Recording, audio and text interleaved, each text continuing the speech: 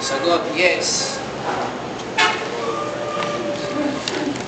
Hey ma'am, are you okay? Hey ma'am, are you okay? Victim is unresponsive. Help! Please call 911 and report back to me as I assess the victim. Check the mouth. Mouth and nose are clear, no obstruction seen. 1, 1002, 1003, 1004, 1005. Okay, by the way, you check the mouth. Mouth and nose are clear, no obstruction seen. What if meron ka nakita obstruction? Okay, finger sweep. Swipe kasi ba? So, finger sweep, using your index finger, konti na spelling yun.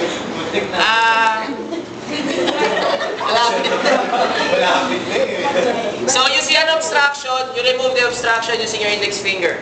Paano nag-remove the obstruction? Start ka sa one side, sa cheek. Pasok mo muna sa loob ng isang cheek. Then, hooking motion, palabas. Okay? O ganyan. Hindi yung papasok mo direct sa gitna agad. Because the probability na may push mo ulit yung obstruction pasok sa mouth niya. So, start kayo sa side. Flexible naman ang cheek ng tao eh. Push mo siya doon, tapos hooking motion, palabas. Okay? After removing the obstruction, airway, what's next? Breathing. I'm going to check for breathing. 1, 1002, 1003, 1004, 1005. Victim is breathless. Kung may choking yan, pagbigay mo ng ventilation, magpa-bounce yung air. Hindi papasok yung air. So, first ventilation. If the first ventilation bounces back, this is what you're going to do. You retilt the head. So, from maximum extension, you place the head in neutral, and then, retilt it. Okay? First ventilation. Basta yung unang ventilation, nag-bounce, retilt the head. Then, reapply the second ventilation. Second ventilation, the air still bounce back. Padalawang ventilation, initial ventilation ka pa lang, bumabalik yung hangin. Aba, this only means one thing. Choking is really present. So, mag-apply ka ngayon ng first aid. Hindi ka naman pwedeng mag-Heimlich na hihiga ka, papatong yung victim sa'yo, tapos gagargar. Ano? Walang force yun. So, all you have to do is to straddle on top of your victim. Sasampahan mo yung victim mo, mid-thigh level, sa may hita lang kayo luluhod, sa ibabaw ng hita. You locate the navel, 2 finger above it, 1, 2, heel of one hand. Then the other hand. Then apply 5 upward thrust. 1, 2, 3, 4, 5. Ano nangyari sa dummy? Kasi wala siyang hita eh. Kaya ka sasampa sa hita ng victim, papatungan mo yun, para huwag siya mag-move, mag-apply ka ng thrust.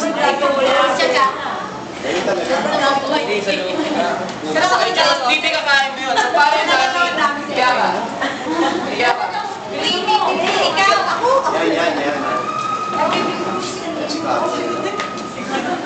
So, halimbawa, alam mo na na-choke. So, when you straddle on top, dalawa po yan. It's either parehas, sasampahan yung parehas, pero sa may hita kayo sasampahan, bakit tignan kayo sa may hit? Or, kasi minsan marami nagagamit na gano'n, isang side lang. Isang side lang yung ibitin nyo. Then, navel, 2 finger above, buntis ka ba? And apply 5 upward thrust. 1, 2, 3, 4, 5. Sir, ano rin? Palakas na pataas. Palakas pa rin yan. Each thrust with distinction for the purpose of clearing the airway. Pero wag naman siguro na overly exaggerated yung pressure mo na pag ganun mo naman, maglabasan yun. Sir, may tendency po So initially, una kasi testing mo ka lang, apply ka lang muna ng mga 10% of force. 10% lang muna. Hindi ka okay, double it, 20. Sunod, additional, 30. Huwag yung 100% agad, baka maglabasan yung mga kung ano-ano. So, huwag yung masyadong puwersahin. So, that is the abdominal thrust. 5 abdominal thrust. Sir, what if pregnant? Buntis? Or obese? Pag-palpate mo ng navel, Pagkapaan mo ng ganon, hindi mo mayapos kasi kulang yung braso, hindi mo mayakap. So pag masyadong maraming fats dito sa abdominal area, pag Heimlich mo na ganon, yung abdominal thrust, yung taba na yung isa pa ganon, hindi tayo pwede mag-apply ng Heimlich, hindi ka pwede mag-apply ng abdominal thrust, buntis. So mag-apply natin, chest thrust na lang. So chest thrust, chest thrust po, as if nagpe-perform lang kayo na CPR. Side point thrusses, plus 2, gain of one hand, then the other, then apply 5 upward. 5 thrust. 1, 2, 3, 4, 5. CPR na sir. Parang CPR lang. Sir, what if nakatayo? Conscious pa. Ray, tayo ka muna, pre. Victim ka lang ulit. Hindi, tsaka lalaki. Mahirap na tamamang kakaso tayo. Ngayon, lalaki. Chest, kunyari, buntis. Kunyari lang, buntis or obese. Okay? So, hindi na pwede mag-apply ng abdominal thrust, buntis. So, mag-chest thrust tayo. Kaya dahil babae yan, hindi pwede kang kamay mo kung saan dumadaan. So, it's either... It's either sa taas. Sa taas. Pag-ganyan. Pag-ganyan ha. Sa taas ang daan ha, para safe. Then fly upward thrust, sa chest. So, hindi ka pwede mag-chest thrust na nakaganyan. So, hindi mo na alisin. Hindi mo na sa ilalim. Kasi ang breast actually nakatapat yan sa lower rib cage. Okay? Itong taas na rib cage, pwede kang friend of friend sa taas. Pwede yan. Sa taas ang daan. Sa taas ang daan. Okay? Sir, pero kung gano'n, pwede ba akong matulad ganyan? Basta yung aking na respectful manner, walang kaso dyan. Pwede kasi Ha? Masyadong malaki kasi ang... Kapag ganyan po, ihiga mo na lang.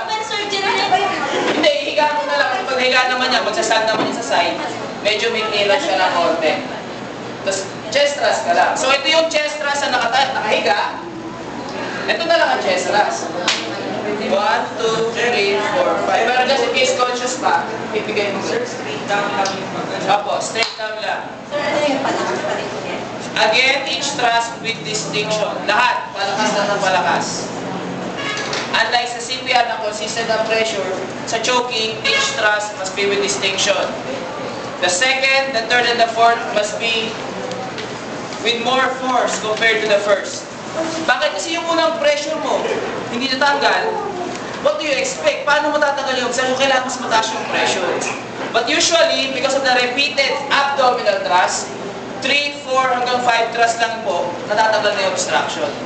Bisa na iluluwa na ng victim yung obstruction. For the purpose of removing the obstruction of the airway. Okay? Nakuha ba? So, nakuha kung paano yung Heimlich? Yes. Nakuha paano yung abdominal thrust? Yung chest thrust na nakatayo, and yung chest thrust na nakahiga. For infants, skip muna natin yan. Kasi kukulo eh. So tomorrow, pag nag-discuss, wala na discussion, tomorrow, didiscuss sa inyo lahat ng child and infant na CPR, rescue breathing,